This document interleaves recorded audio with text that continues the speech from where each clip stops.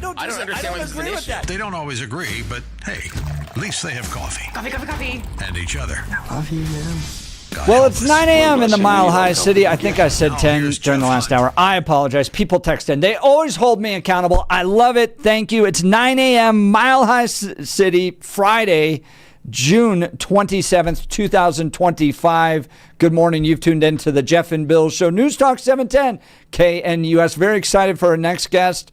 Robert Moranto is going to be joining us. He's the 21st Century Chair in Leadership in the Department of Education Reform at the University of Arkansas. Big title, big thinker. He's got a new piece out in Real Clear Politics against presidential politicization, how postmodernism has wrecked the spoils system. Fascinating piece.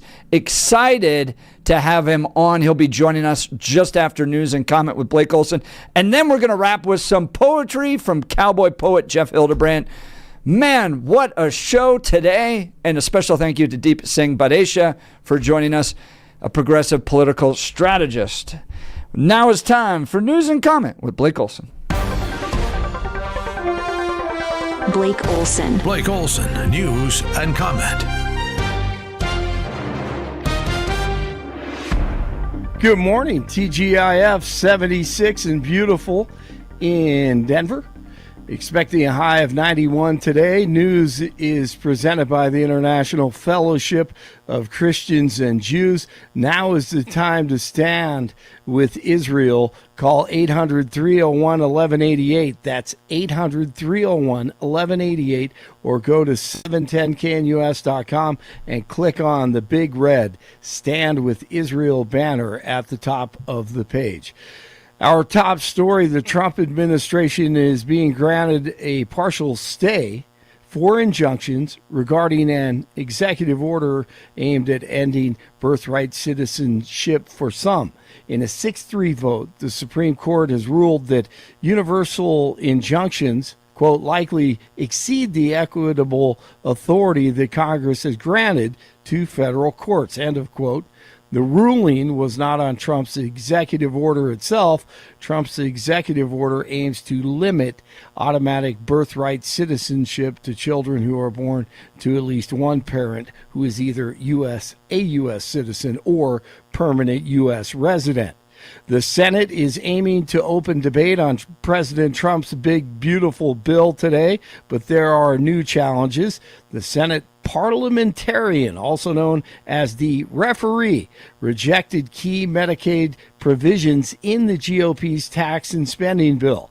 That means the measure is still being worked on, and several Republicans say they won't debate it until they see the final version. But 47 warning them. If the bill doesn't pass, there'll be a 68% tax increase. Think of that, 68%, which would be the largest in history by about 40 points. And we'll make the Trump tax cuts permanent, expand the child tax credit, and we will deliver no tax on tips, no tax on overtime, and no tax on Social Security for our great seniors. The House is receiving their intel briefing on the strikes on Iran. Yesterday, Democrat and Republican senators had vastly different takeaways after their briefing, of course, after what CNN did. Tom Cotton of Arkansas says he learned the U.S. airstrikes on Iranian nuclear facilities were an extraordinary success. And by the way, attorneys for DJT ready to sue the New York Times and CNN for the leak early, right after following the strikes on Iran. Deep Singh Badesha, a progressive thinker, on with the Pushback Boys, Jeff and Bill, last hour, and he's defending Zoran Mamdani, who's the communist running for mayor of New York City. One of the crazy ideas by Mamdani is government-run grocery stores. Oh, that's a good idea, yeah. But Deep Singh, I love listening to this guy, and a great guest. Here's what he had to say about that. Right now in New York City, like they're in Denver, Colorado, and other places, especially if you're in Parker, you might experience this, is there's food deserts where the only good meal you can get is from a fast food chain or from a different chain. You don't have a grocery store in an area. I think it makes sense, and you've seen this across different markets, is when there is a gap in the market and the private sector is not coming in to fill that gap, it does make sense for government to come in and fill that gap. So the pilot program he wants to run is government-run grocery stores to reduce the price of groceries, to go into these food deserts, and they're going to run it. And if it works out well, then I think they'll continue. If it doesn't, they won't. That is the dumbest idea, one of the dumbest ideas I've ever heard, but I love that guy, and I think we're going to make Deep Sing, we're going to make him a conservative in less than a year. I think we can turn him, and he will end up being one of the great conservatives in Colorado. But that is absolutely ridiculous, and there's no food deserts in Parker, Colorado. Okay, if there's a fast food joint, there are grocery stores. There's actually almost too many grocery stores. Yeah, that's what I was gonna say. Aren't there? There's like 8 right on Parker Road, right, that I can think of. My goodness, man. What a smart guy, though. I like him. He is extremely likable. Very likable. We really need to get, I want to meet with this guy, and we need to talk, and we need to turn him. Deep and Blake into a room and see who comes out. I would love that, man, because he could be a star. I could see him as a Republican governor of Colorado. 100%. Yep. You know? Yeah, let's turn him, man. He's just young, man. He's just young, and he's got a lot of energy. He's quick. Man, what a quick brain, though. He's probably a great comedian. There's no doubt about that. Let's go Deep Sing. I'm rooting for you. U.S. Senior Open at the Broadmoor today through Sunday. Rocks at the Brewers tonight. First pitch 6:10. Dodgers beat the Rockies 3-1, by the way, on Thursday afternoon. It's about that time for the weekend. 73 in North Glen, 74 in Highlands Ranch, 76 in Denver. And time for more of Jeff and Billy in the final hour. Blake Olson, News Talk, 710 KNUS. Thunderstorms are going to take a little bit of a break here in Denver and along the Front Range as drier air comes over the divide and into the Front Range. Sunny, mid to upper 80s today. Sunny, 85 to 90 for Friday. Lower to mid 90s Saturday. Today through Saturday, likely dry. Upper 80s Sunday with thunderstorms returning. More thunderstorms likely next week. Weather, sponsored by Colorado's Best Roofing, reminding you to protect your home from the harsh Colorado weather and schedule your free no-obligation roof inspection today at roofingcolorado.com. That's roofingcolorado.com. Meteorologist Don Day in the 710 KNUS Weather Center.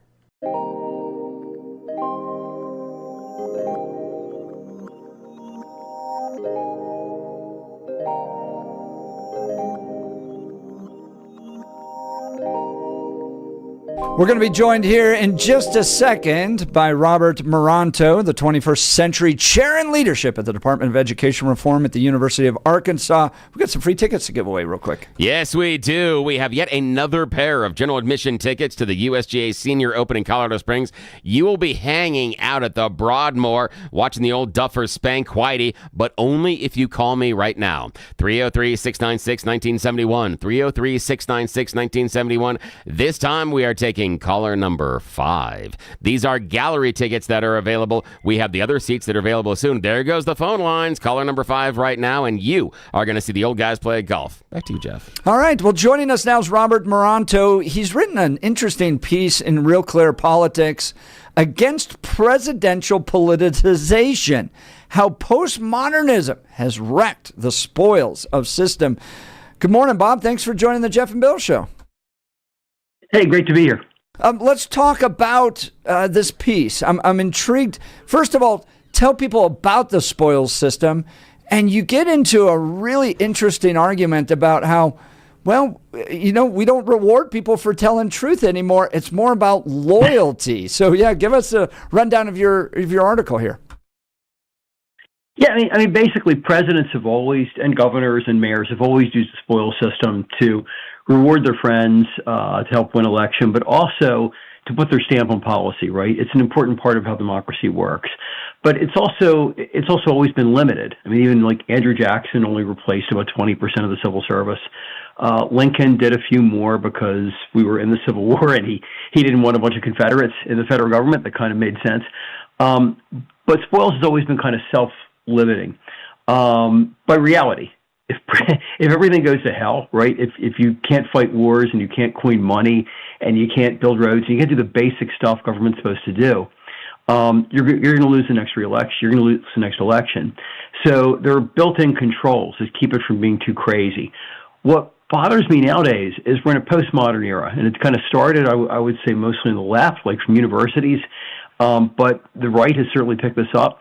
The idea that there aren't any objective truths, right? That we can't say, who won an election? Did the Russians do it? Whatever. Is inflation a problem or not a problem? Or are police, horrible racist murderers, or mostly good professionals doing what they're supposed to do? People can't agree on basic facts. And when you have that situation, you can't hold government accountable. And politicians potentially could do anything. They could have government contracts all going to their buddies, all going to their companies. They could just hire their friends. There aren't the kind of controls on what's happening. The same thing happens in universities, where a lot of fields in universities no longer have a connection to truth. A lot of them argue that the whole idea of objective truth is white supremacy, which is absurd, right? But yet you hear that a lot. So I think in this era, spoils can't really work. And we have to sort of rebuild notions of objective truth. We have to rebuild an idea of how government's supposed to work, an idea of how universities are supposed to work. And that's going to take us 10 or 20 years. It's going to be forever. There's no quick fixes to this.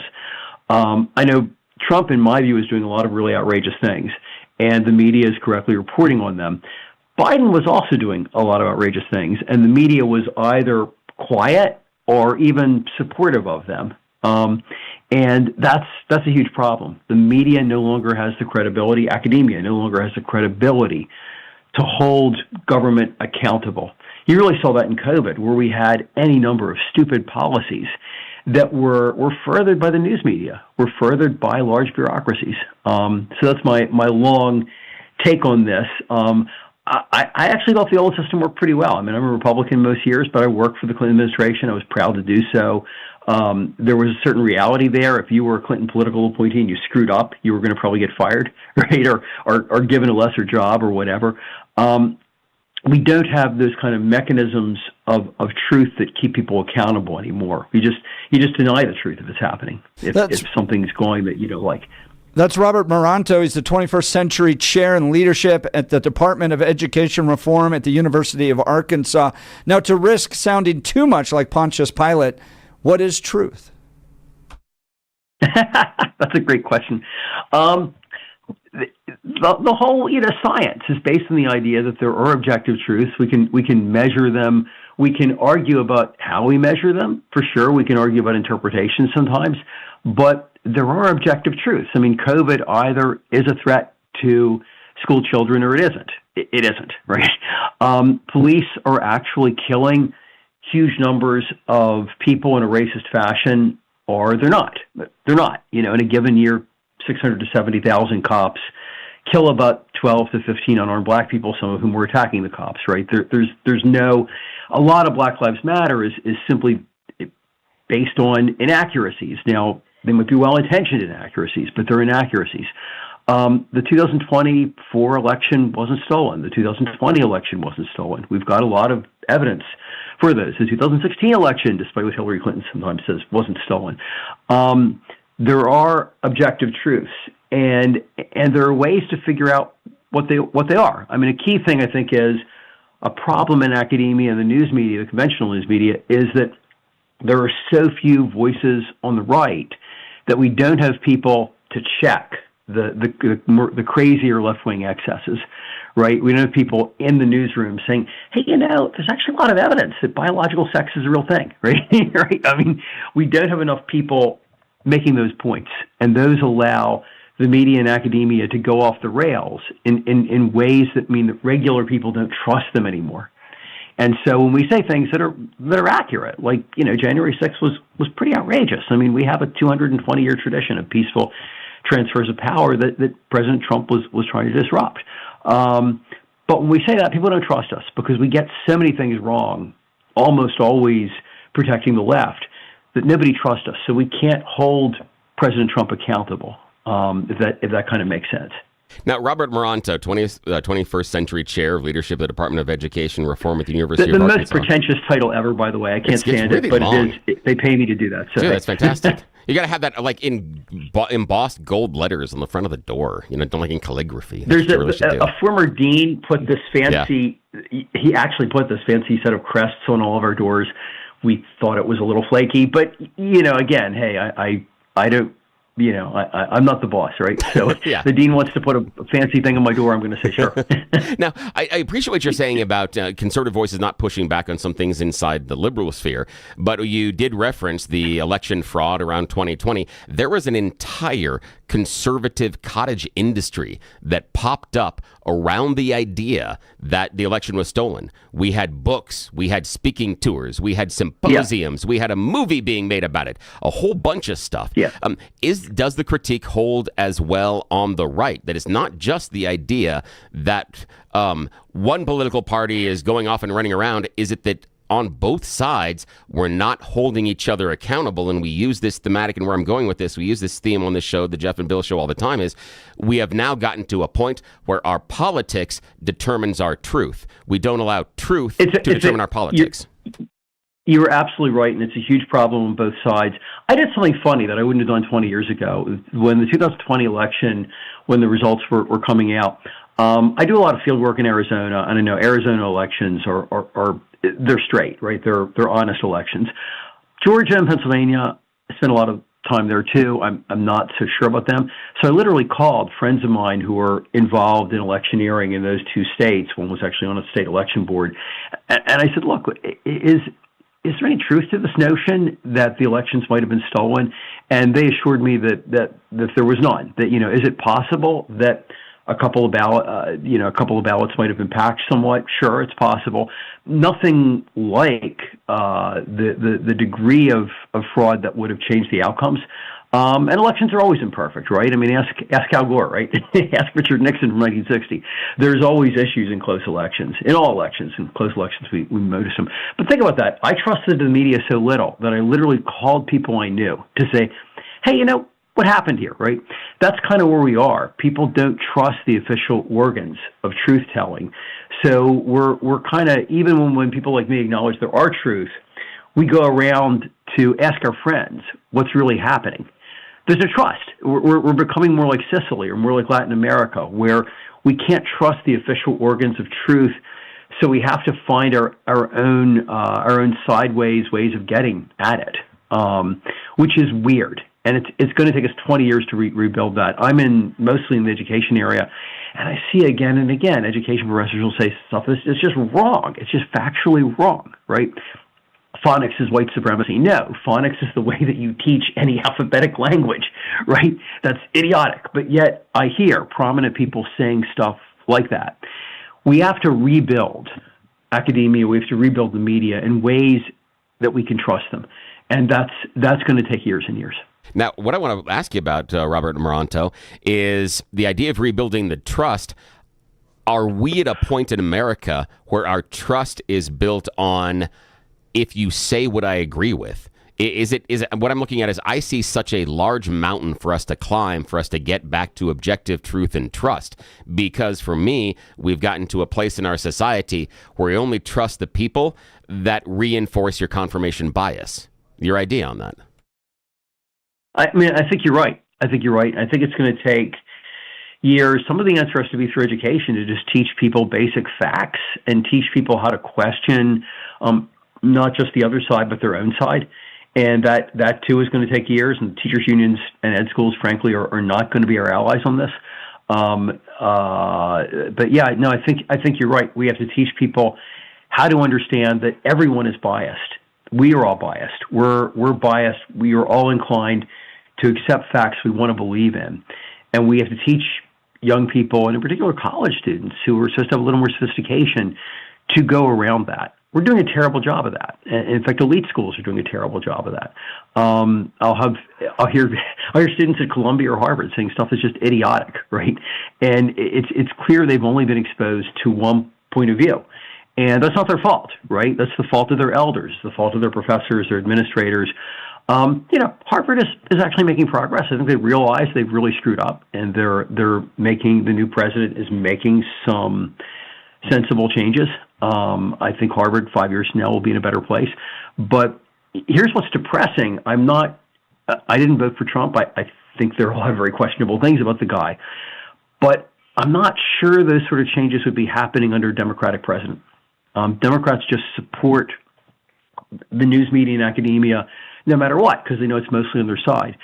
But if those institutions are putting out stuff that's idiotic, it's going to hurt everybody, including the Democratic Party, in the long term, right? And we need to understand that. It seems to me that it's a drive agenda at all costs, Machiavellian, damn the torpedoes, press through, even if you make a mistake, we never apologize, that type of thing, because in their minds, the issues are so important. So you bring up Harvard. I'm watching a video of Harvard's law school graduation where it's student after student getting up holding a flag about Palestine and how oppressive Israel is. And if you believe in the kind of Marxist worldview of oppressors versus oppressed, okay, what Israel is doing is so terrible at the level of genocide that you have a moral duty now to interrupt your graduation to raise a flag. If you don't do it, you're not a good person. So it becomes so agenda driven that and so rooted in this Marxist oppressor versus oppressed worldview that if you're not doing it, you're a bad person. Your thoughts, sir? Well, here, I think that there's a lot of truth to that. Here's what's interesting. Very quickly, once Bill Ackman and other Harvard alumni started calling out anti-Semitism, and I would say it really was anti-Semitism, right? Israel is not perfect, God knows, but it's got the best human rights record in the region. In its war on Gaza, which the Israelis did not start. They're killing a lot of people, but honestly, probably comparable to what we did in Fallujah. Certainly, way better than what the Syrian regime did in Aleppo and elsewhere. It's not genocide; it's something like genocide. And to say it is arguably kind of anti-Semitic. You're holding the single Jewish state to a way higher standard than anyone else. Once Bill Ackman and others started pointing out that, hey, these guys are being anti-Semitic, and that started hurting Harvard grads in the job market, and also a lot of Harvard grads switched, and they suddenly were quiet. A lot of times, these people, they're just saying stuff because it's fashionable, and as soon as there's some kind of penalty for doing it, they will flip because they don't necessarily have a lot of strong values. But I think a deeper problem is they're never exposed to other points of view. They're never exposed to points of view that, the Israelis have, on many occasions in the last 40 years, offered the Palestinians, who they keep beating in wars, by the way, a pretty reasonable state, a viable state. And the Palestinians kept saying, no, we want everything. And so who's at fault here, right? I mean, I think I'm pro-Palestinian, but I'm certainly not pro-Hamas or even Fatah. I don't think they're serving their people very well. And by the way, if Gaza had elections, which of course they don't, I think Hamas would have lost this last time around, because guess what? When you invade a country that has 10 times your size, about 5 times your size and 30 times your military power, it's going to go really badly, and your people are going to pay a terrible price. And in any sort of normal democratic system, you will not get reelected. Hamas doesn't have to worry about that, right? We never teach students that, never. Something else doesn't get any attention. A lot of Middle Eastern studies departments have imposed their own boycott, divest, and sanction thing. Like if you're a student and you want to do a study abroad in Israel, they say no. They just plain say no.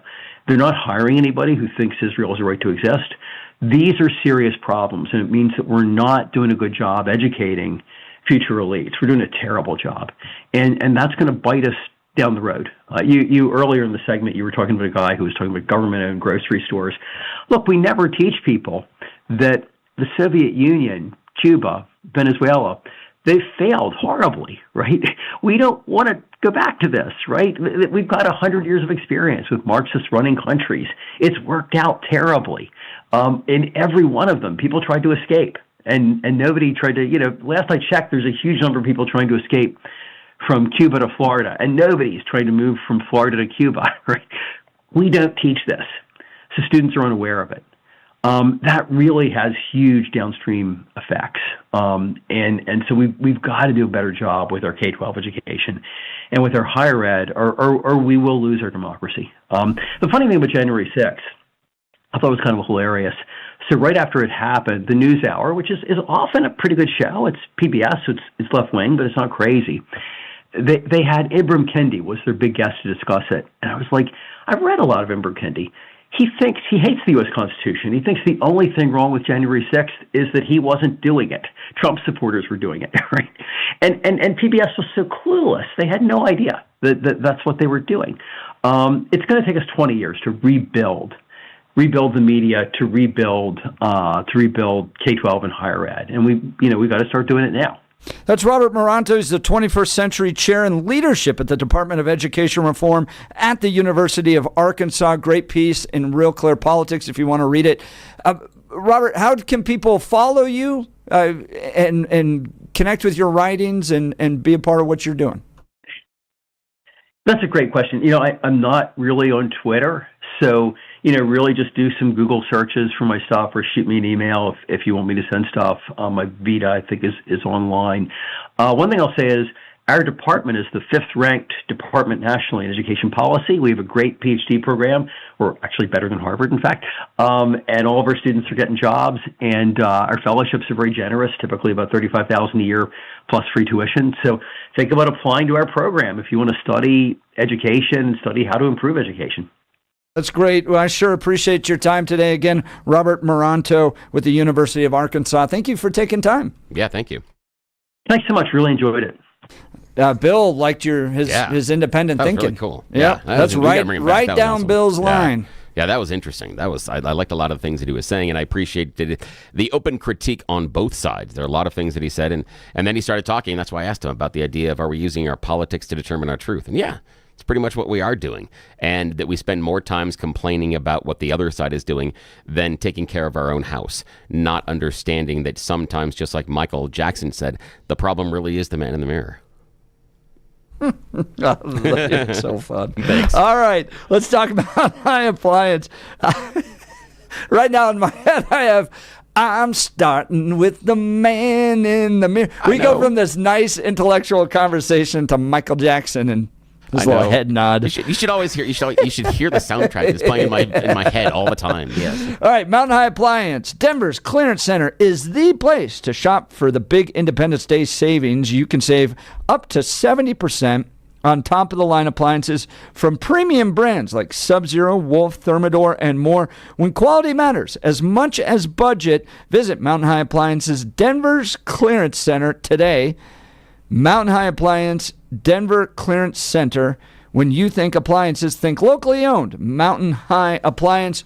We've got cowboy poetry and the big giveaway coming up next. You're listening to the Jeff and Bill Show. This is Denver's talk leader, News Talk 710 KNUS. You want to go hang out with all the shishi rich people at the USGA Senior Open this weekend? We've got your passes coming up next.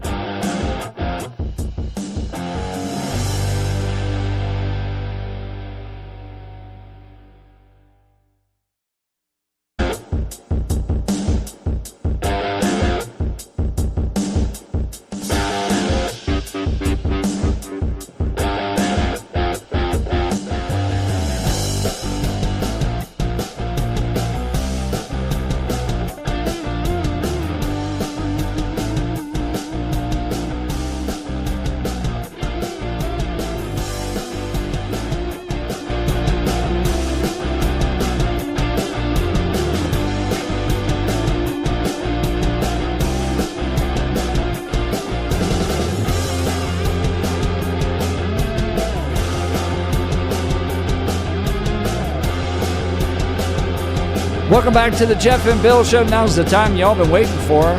Billy, what do we got? Oh, yes. This is the big one. All right, so you got to get your dialing fingers ready. Get that redial ready. 303-696-1971, 303-696-1971. We are going to go a little bit back. We're going to go back to caller number 7. Here's the deal. We are giving away tickets, and hang on. Wait. I'm blocking them off right now, so you can't call early. We're going to run through this here, and I'll let you know when the phone line's open. We are giving away right now a pair of Champions Club tickets to the USGA Senior Open in Colorado Springs, the Broadmoor. You are hanging out with the creme de la creme. You have to say it like that when you talk about this. It's good for either Saturday or Sunday. Dude, these tickets, we're talking more than like $5, okay? These are serious level tickets. We're talking full hospitality. You are treated like the best of the best. This is complimentary lunch, complimentary beer, complimentary wine. You get the bathroom, so you have the little thing of potpourri and those small towels you're not supposed to touch. Yeah, that's what we're talking about here. Everything covered. You get access to the Clubhouse Championship Hospitality Room and Grounds either day, Saturday or Sunday. This is the very highest upscale experience at the USGA Senior Open in Colorado Springs, the Broadmoor. That's what we're giving you a shot at right now. 303-696-1971. We are going to take the 7th caller. Phone lines are open now. Good luck. All right. While Bill's handling that, I get to listen to some cowboy poetry. Morning, Jeff Hildebrand. Well, good morning. I heard on Fox News this morning the president wants passage of a measure for us all, and he's asked the legislature to say yes before the fall. We ask you to support this and really hope you will. Just keep listening weekday mornings to our own big, beautiful Bill. He does joke. That's what his wife calls him. My big, beautiful Bill. Yeah. That's great. And last week, I was listening before I came on about some of the heated conversations that were being had, and it brought this to mind. When the temperature rises, we should just head inside to avoid the hot air caused when lifestyles collide. Turn left or turn right and you're in for a fight, but if you're a believer, you can cool down the fever. Just don't raise your voice if you don't like their choice. Remember, you don't have to do it. Just forget and forgive, 'cause it's their life to live. That's just about all there is to it. God's wise words are seen in Proverbs 15. A soft answer turns away wrath. So react with a smile, and in a short while, their hot air and anger will pass. But if you berate, it will just escalate, and nobody wins such a mess. One more thought I'll share. Remember, with prayer, there's a much better chance of success. That is beautiful, reasonable, rooted in Scripture and faithful, and hard for Jeff and Bill to hear sometimes. A kind word? Absolutely not. Oh, well. Fascist, communist. Oh, well. No, that is a great reminder, and that, Jeff, is why Scripture is so important with regards to civility. Oh, yeah. In our society. Yeah, definitely. That's one of the side effects of kicking the Bible out, kicking God out of schools. We have to abide by that reminder to pray for our enemies, love and serve them. Yeah, love your enemies. Kind words, all that stuff. Yeah. You don't find that really anywhere else. Nope, not at all. Yeah. What else you got for us, sir? All right. Wait, before we do that, do we have a winner? We have to talk to our very special winner. Yes. Have you listened to the show? I interrupt everybody around here. All right. I'm bringing on our very special winner. Lynn has won the tickets to go to the Championship Club at the USGA Senior Open this morning. Congratulations, Lynn. How are you? I'm great. Thank you so much. My husband is going to be so happy. Oh, that's fantastic. Now, we had a winner last week, and I just said that if there are any honeydew things that you got to do, you could kind of hold that over him and say, hey, I got these great tickets, and, you take care of the fence, you make sure the lawn's mowed, and then you can take him. And again, these are the top of the top of the top. I mean, you are going to the hospitality club, food, beer, wine, and, of course, The fancy bathrooms with the potpourri and the tiny towels. So again, enjoy it, Lynn. Thanks you so much for listening. Thank you so much. Thank you. Love you guys. Thank Congratulations. Have a great weekend. Great to hear. Congratulations, Lynn. Yeah, even if you didn't win tickets, I think you can still buy them and go down to the USGA at the Broadmoor this weekend through Sunday. It's going to be beautiful out there. The weather's going to be nice, so enjoy it. Take advantage of it. But we have sold or given away all of our tickets at this point. So unless you want to call to talk to Jeff Hildebrandt. I was actually planning this weekend, but there's a miniature golf place right by me, and I was going to go stand out and watch that. But I've seen these little kids hit the balls and knock them into the parking lot when they're on miniature golf. You know, it's not quite the same. Okay, here's the thing. I've got this idea that I've wanted to do for years, where I get a bunch of friends together, and what we do is you have a crowd that kind of shows up with signs and stuff. They start gathering at the miniature golf course. Then you have a couple of people pull up and act as if they're professionals.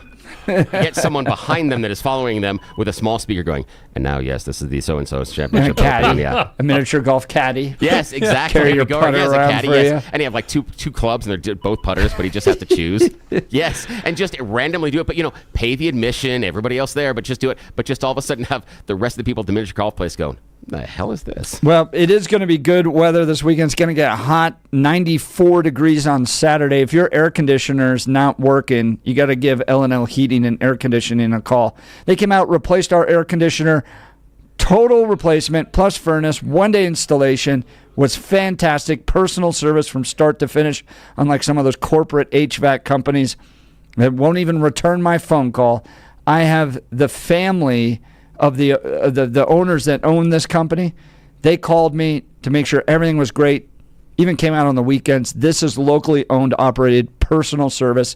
L&L Heating and Air Conditioning. Here's what they got going on right now. A free programmable thermostat or carbon monoxide detector with a new furnace or air conditioner installation. No emergency charges, $0 trip fee, price match value guarantee, free estimates, licensed and insured, and 5-year labor warranty. Everything works great. Our family couldn't be happier. So if you're looking for fast, honest, reliable service, I highly recommend L&L Heating and Air Conditioning, 720-851-1691 or bestdenverhvac.com. bestdenverhvac.com, 720-851-1691. All right.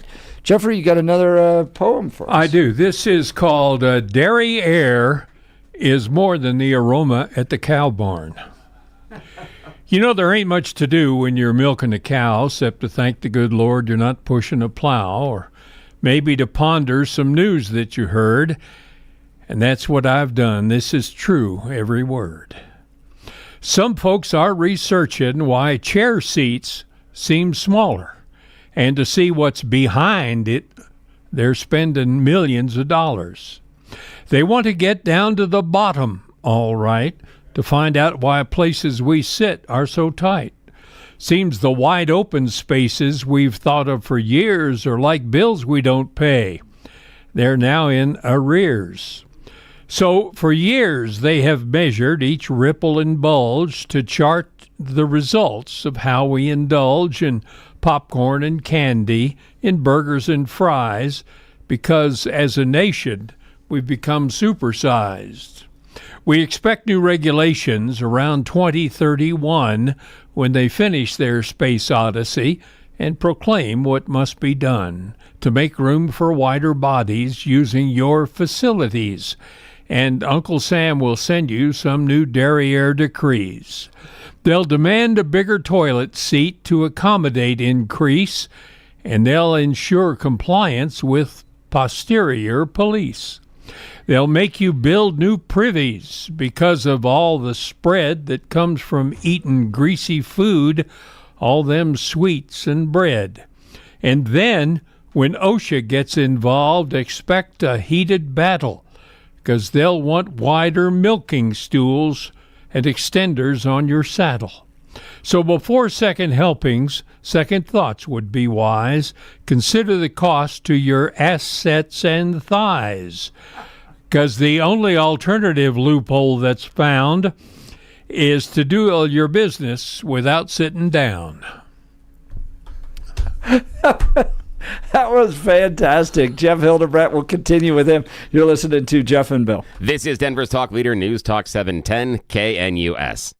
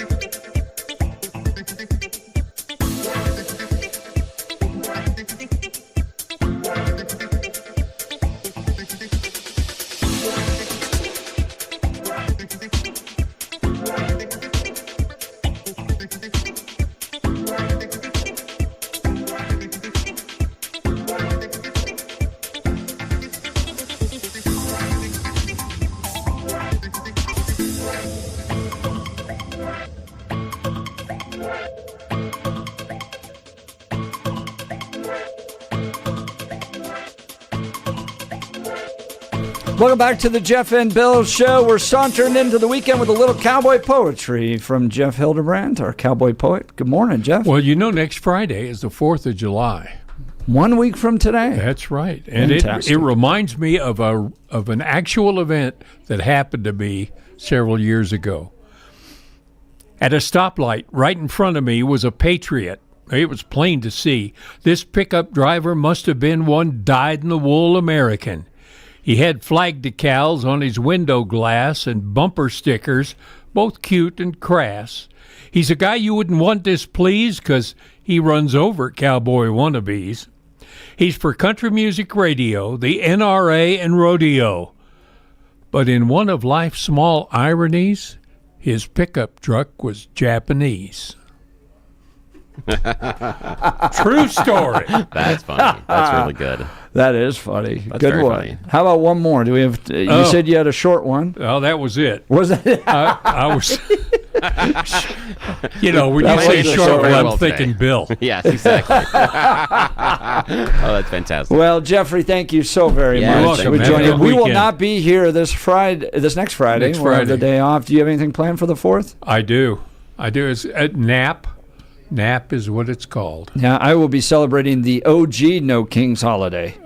Right? They're out there running. We got No Kings protest. I was like, man, the OG, the original, was the 4th of July.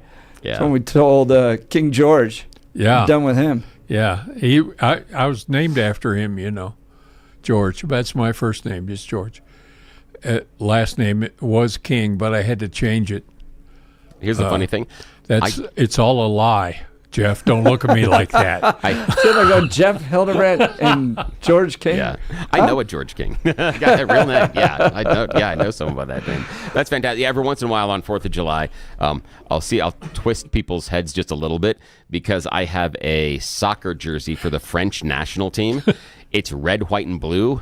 But it's the French national It's team. the reverse. Well, yeah, it's not exactly. Oh no, right? no, it's is no, it? it's no. The thing is, what it is again, it's just a soccer jersey. So it's mostly white with red and blue accents. So it looks very, very, very American. Okay. But if you know soccer, it's French.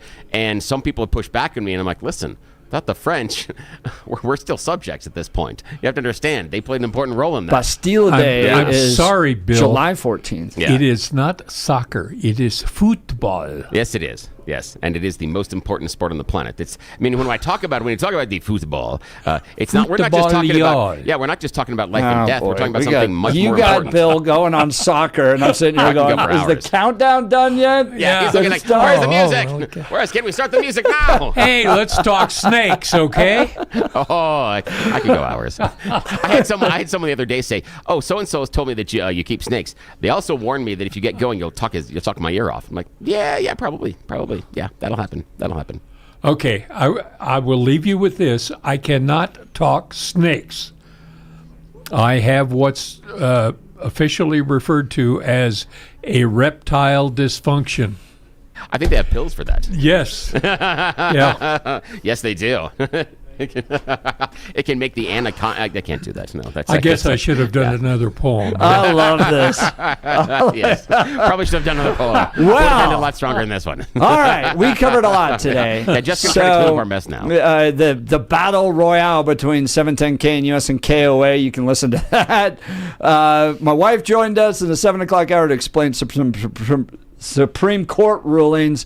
And Deep Singh Badesha, progressive political strategist, talked to us about what's going to happen to the Democrat Party as they go full commie. If you missed any of it, go to 710knus.com to download the podcast. Thank you all for a wonderful week you've been listening to The Jeff and Bill Show. We are Denver's talk leader, News Talk 710 KNUS. Enjoy your weekend.